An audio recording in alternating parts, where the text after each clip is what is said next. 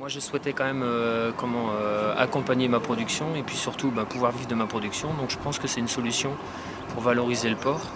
Nous en Mayenne, on a quand même du savoir-faire au niveau de la production. Valoriser auprès des magasins U, c'est une bonne solution. C'est peut-être aussi une porte ouverte pour en faire plus. Que ce soit au niveau des magasins U ou même au niveau de d'autres supermarchés. J'espère que les autres enseignes vont noter et savoir ce qu'il leur reste à faire. C'est la solution pour vendre notre porc demain.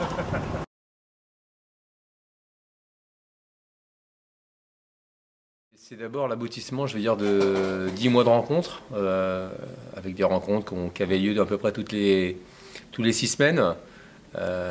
Donc ça fait suite, je veux dire, aux difficultés et je veux dire aux différentes manifestations qu'on a pu organiser l'été dernier pour montrer la détresse qu'on pouvait avoir au niveau de l'élevage et notamment des producteurs de porc. À la suite de ça, je veux dire, les magasins U se sont tournés vers nous pour essayer de comprendre notre détresse, nos difficultés. Et à la suite de ça, on a enclenché des réunions pour savoir au sein de leur magasin comment ils pouvaient fonctionner, je veux dire, avec du porc mayennais et comment ils pouvaient financièrement, je veux dire, soutenir les éleveurs. Donc c'est pour ça qu'on est rentré, je veux dire, dans la démarche de contractualisation. Donc on a bien conscient qu'aujourd'hui c'est 4 éleveurs qui sont rentrés dans la démarche pour un total de 6000 porcs qui seront contractualisés demain. Donc avec un contrat qui sera évolutif en termes de nombre d'éleveurs qui peuvent rentrer dans la démarche.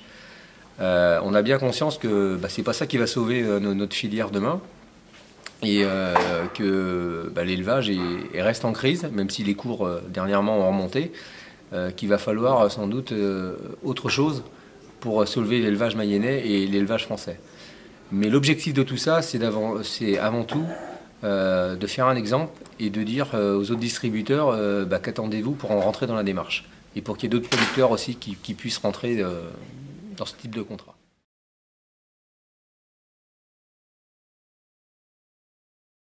Au niveau des magasins U, on a été sensible à l'été dernier, donc à la fois les actions, même si on travaille depuis un certain temps avec le monde agricole au niveau des magasins U. Derrière chaque magasin U, il faut rappeler que c'est un chef d'entreprise, un commerçant indépendant, et on s'est dit avec Alain Vallée de Cran et Benoît Vallée de Villaine-la-Juhel comment on peut mettre en place un outil performant qui puisse donner de la plus-value sans rapporter des contraintes au niveau des éleveurs. Et de là est né, je dirais, ce protocole, ce contrat qui est complexe puisque dans le cochon, les oreilles vont en Chine, les longes vont dans nos magasins, les jambons vont chez Fleury Michon. Comment on va trouver l'articulation qui nous permet de redonner cette plus-value?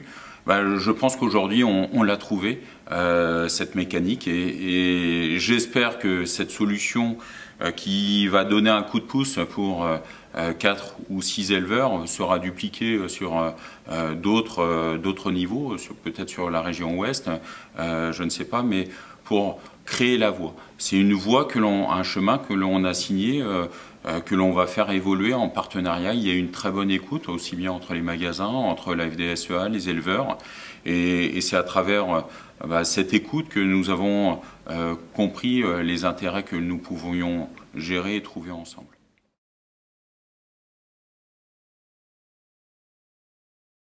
Dans quelques jours, vous allez pouvoir retrouver les barquettes avec ce logo. Les barquettes sont déjà en port U53, donc apportent déjà cette plus-value, mais on va pouvoir les reconnaître.